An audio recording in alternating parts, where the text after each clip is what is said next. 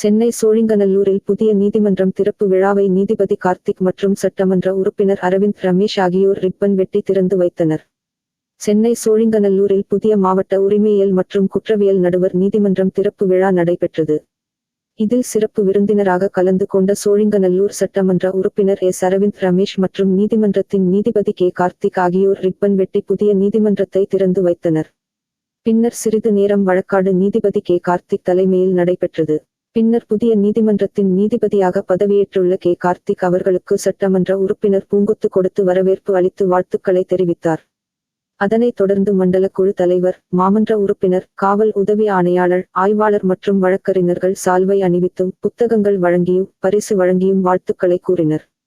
முன்னதாக புதிய நீதிமன்றத்தின் ரிப்பன் வெட்டிய பின்பு உள்ளே செல்வதற்கு பூசணிக்காய் சுற்றி திருஷ்டி கழித்தனர்.